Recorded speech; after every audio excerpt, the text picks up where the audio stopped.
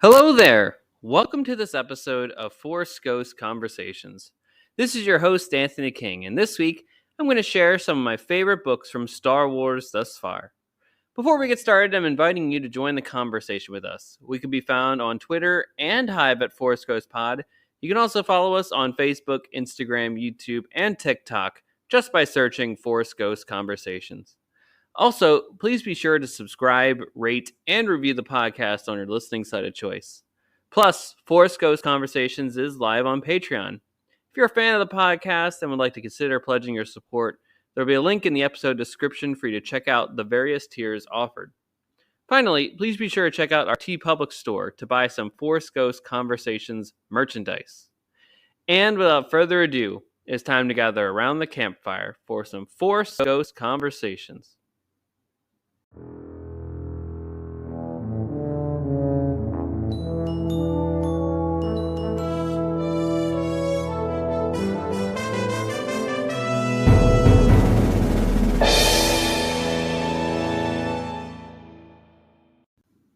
Alrighty, everybody, welcome back to another installment of Force Ghost Conversations. I'm so thrilled that you're all continuing to listen and to enjoy the podcast all throughout this weird little interim period that we're doing here, where we're supporting the writers and the actors, yes, the WGA and SAG, as prescribed by the guidelines from those organizations about how to appropriately handle the strike for podcasters. So thank you all for staying tuned during this interesting time, and I'm glad I still got some content that I'm willing to throw your way so that you are constantly getting some fresh Force Ghost conversations into your feeds. Now, of course, we can't talk about certain things, right? We don't want to be promoting various film and television stuff, but like I said in last couple of weeks here, this allows me to talk about some other areas of the galaxy far, far away that I didn't necessarily get to before. And one of those is the topic of today's discussion, which is, of course, about books. Now, of course, I'm not going to discuss every plot detail. This is not a spoiler discussion about books. But with that, I'm just going to share some of my favorites thus far in Star Wars. This is going to also include Legends and canon. Just so that, if you're looking for a new read, or perhaps you want to get into the world of Star Wars books, so I know it could be daunting, you maybe have some avenues by which you can get into. And that's purely what this episode is going to be a little bit about here. And I'm also going to invite you all to share in the conversation as well. If you have any specific books that you find to be the most interesting, that you perhaps had the most emotional reaction to, that's awesome. And I love reading. Don't get me wrong, I love reading. I used to be a very voracious reader. I love getting lost in worlds. World building is a great thing too. It's not just necessarily a thing for television or the film industry. Books do a great job of that. I mean, heck, look at Tolkien. So that's what we're gonna kind of do on this episode. And of course, this is like very similar. In fact, it's the same 5 list. I kind of got the idea a little bit from Coffee with Kenobi, of course, where every week for their CWK live episode, they usually do a top 5 where you get to join in to the conversation. I do it fairly regularly, as much as I can, especially now that grad school is over. I can hop in a lot more and partake in those discussions. And you get to lend your own voice into whatever is the topic of that week. And a few weeks ago, there was a discussion of the top 5 Star Wars books. Now, of course, this is my kind of top 5 from that. But honestly, at the end of the day, I'm just sharing great Star Wars books with you all here.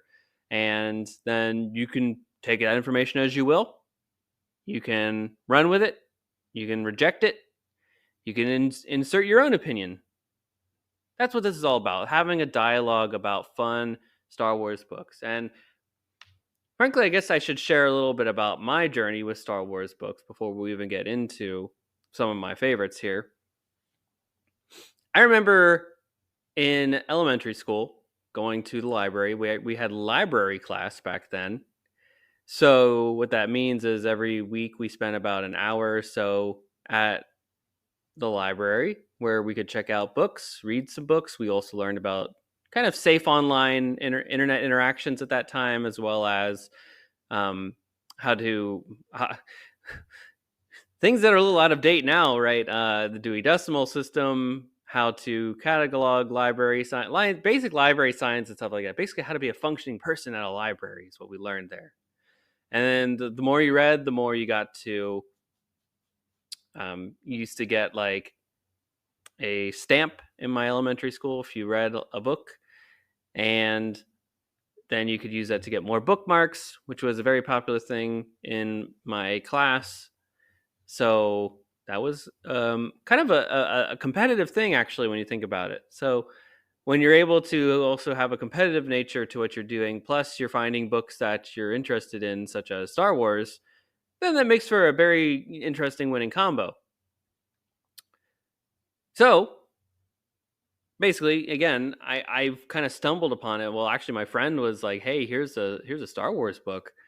I didn't even know they were in the library. I didn't even know Star Wars books existed beyond just the movies, right? And I was like, "Wow, this is a whole new world that is opening up to me here because of this." So frankly, like, I was begging my local librarian, Mrs. Ditzler, to get as many Star Wars books as we could into that. It was basically, football books. We had history books about every football team in the National Football League. Eyewitness books I was a big fan of. You may recall those from back in the day as well, about various subjects like World War II, sharks, the Super Bowl. It really ran the whole gambit. And of course, the last one being there, which was Star Wars books, because I wanted to soak up the galaxy far, far away at that time. And now, naturally, those books now are considered legends, but just because they're non-canon doesn't mean that they're great stories, and that aspects of them may come to fruition in the future, as we may see fairly soon here. So that was kind of my journey. I was a voracious reader all throughout. I tried to read as many books as I could, especially Star Wars ones here and there. And then I went to college. The Disney sale happened, and I've been really doing my best to try and keep up with canon as much as I can, but it is a little daunting at times. And then grad school as well also took a big hit into that, because you have to read so much for classes, so you don't really have the free time to read for pleasure, if you will. So really, my breaks, what little summer break I would get, because I usually took a class or two in the summer, and the little 2 or 3 week break over the holidays meant like I was basically trying to catch up on like 3 or 4 High Republic books before the next wave came out. I'm still in the midst of trying to get through Catalyst at this point. And then I know I've got two more others following that, and then going into the comics, the books, the manga. I'm a little behind on the High Republic, and with Phase 3 just around the corner, I know they've released some of the titles for the concluding phase of the High Republic saga at this point. Very excited for that. So basically, that's my journey to this point. But throughout the last couple of years, particularly, they have been really excellent job of putting out quality Star Wars book content. So I encourage you all, if you want to get more into the headspace of characters, to spend more time in certain planets, certain eras, certain situations, to just learn more about side characters. That's really what books and comics are well at. You can spend time. You can spend 500 to 600 pages, right? Shadow of the Sith is a great book, and it does such an amazing job tying in between Return of the Jedi and The Force Awakens, and it explains a lot about what you see in The Rise of Skywalker, Episode 9. So I certainly couldn't recommend that book more enough. It's almost essential Star Wars reading, if you take my meaning there, and I don't think you would disagree with me if you either read or listened to the book. And I will also mention that I do appreciate a good audiobook, just because you can listen to it at work. It's almost like a podcast.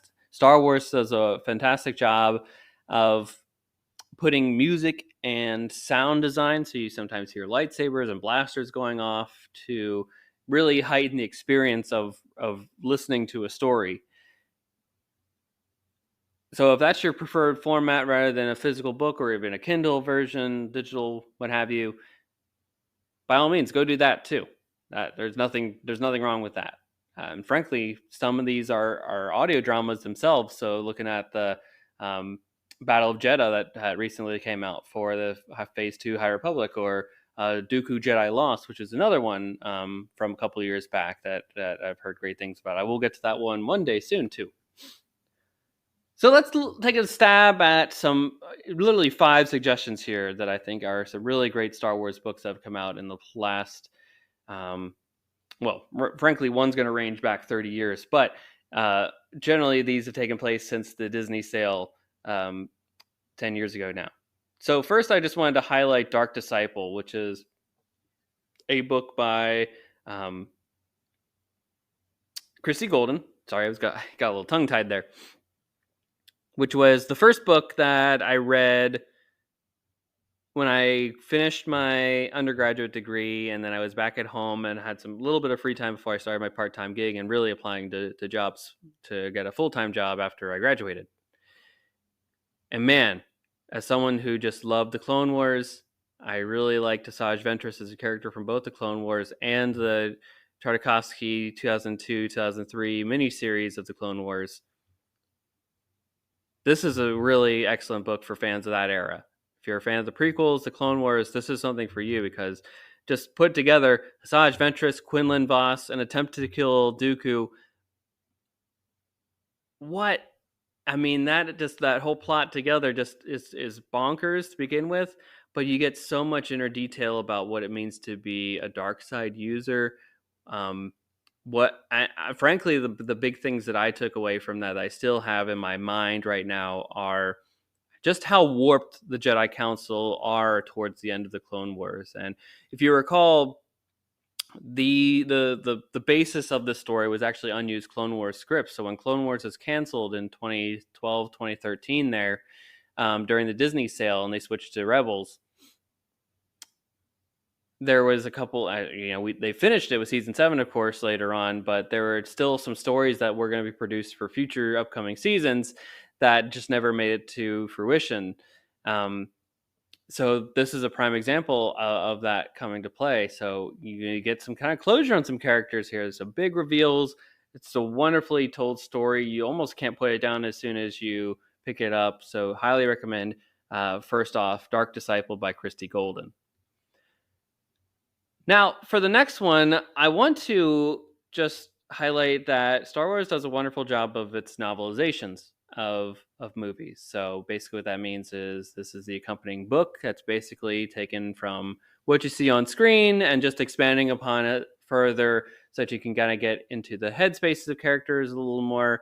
Perhaps scenes are slightly different here or there just based off of how script changes go, or if something is shot different on set versus what they were, they have to send in something to an editor at some point to meet a deadline,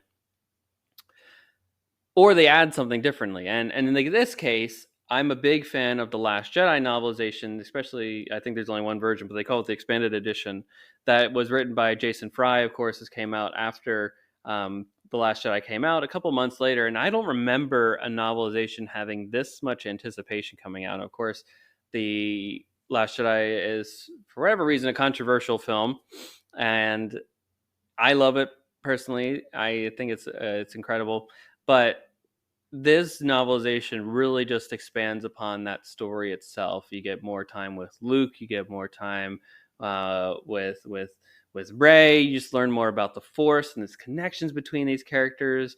A lot of added scenes here. This is just, it takes an already great product and just adds bits and pieces to it that make it flow really well. Honestly, again, this is another one that I don't think you can put down once you have it up in your hands. So highly, highly, highly, highly strongly recommend The Last Jedi novelization, especially if, even if you're not a fan of the movie, perhaps, I think you might find that you may like the book better. So perhaps take a stab into that, and maybe that changes your mind or opinion on something, because novelizations are also canon adjacent too, if you will. So not necessarily if something happens in the book that doesn't necessarily contradict what happens in the movie, then you can consider it canon, in my opinion. So take that as you will. Number 3 in terms of something or suggestions for Star Wars reading is going back to really the one that got me into it. Now, of course, the first Legends book is Splinter of the Mind's Eye by Alan Dean Foster, which came out shortly after A New Hope. I have a copy here in my house of that version.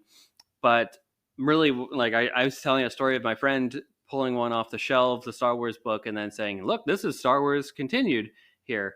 That book was none other than Heir to the Empire by Timothy Zahn. Now, you may have heard that phrase fairly recently. I have a T-shirt of Heir to the Empire, so you can kind of get a sense that I love this book, and obviously the subsequent trilogy that came with it too, known as the original Thrawn trilogy. Now, Timothy Zahn has, of course, written another 2 Thrawn trilogies for canon. Now the character has been reintroduced, but this was the original Thrawn, not reintroduction, but introduction back in the day. And honestly, for what we call the dark times, that period between 83 and really 97, where people didn't necessarily have a lot of Star Wars content available to them other than droids, Ewoks, and comics and stuff like that. Like this book trilogy was almost like its own movie release from what I hear from people back in the day. And it got a lot of people back into the expanded world and the universe as it was presented to them back then. I love the story. I love the character of Thrawn. Obviously, I think they've done a great job reintroducing him back into canon based off of similarly what Zahn written. Zahn's been such an influential character in bringing the character back to life. So I don't think you can really go wrong with going back to the roots of this character. Plus, this is a great jumping point off into other aspects of Legends, which I don't think anyone should ever discount just because it's technically not canon anymore. Those are great stories. People put in a lot of time and effort into writing these stories and to bringing them to life. And again, like I always say, you never know what could potentially come back into play again or reinterpreted, reevaluated for this new version storyline that they're going with at this point. So the original Heir to the Empire by Timothy Zahn, it's really what got me into Star Wars books beyond the movies again in the first place. So that certainly needs to stay in the sun in this conversation. Now, the last 2 are going to be fairly recent. And I think you can probably get a sense of where I'm going with these last 2 suggestions here. And the first one is going to be none other than Light of the Jedi by Charles Soule, which is the first adult novel, really the kickoff story for Star Wars: The High Republic, especially Phase 1. Like this is it. This was in January of 2021, the first book of this major initiative.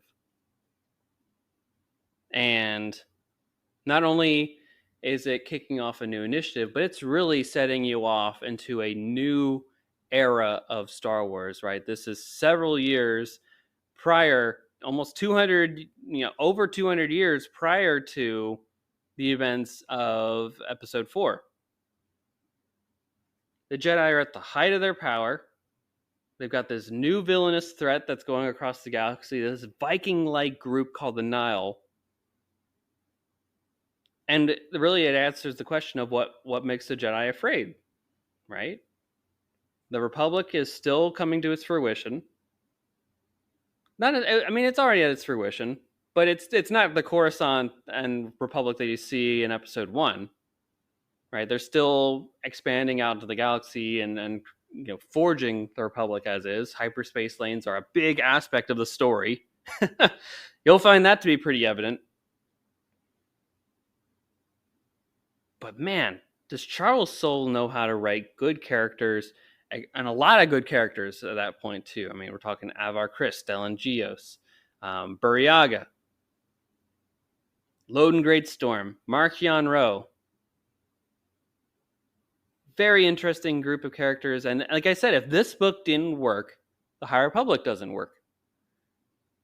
This book needed to hit all the marks of a good Star Wars story with interesting characters and great detail, and to flesh out a new era of canon that had not been really touched before, to entice people to want to read comics, more adult level books, manga, audio dramas, listen to audio dramas, and YA and middle grade reader books, which I have done, and I'm thankful for it. Heck, it's even gotten Mrs. Forrest Ghost Conversations into reading these as well.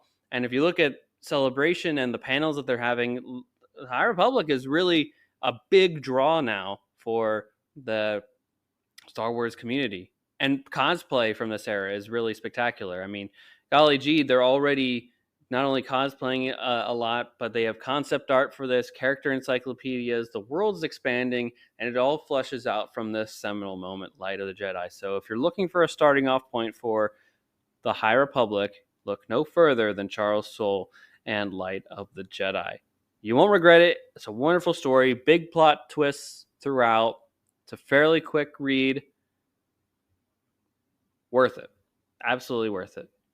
And the last one that I'll leave you all with here is a little bit of a left field one, but bear with me on it. This book is called Path of Deceit, and it's written by Justina Ireland and Tessa Gratton. It is what you call a young adult novel, but that really means it's a coming-of-age story.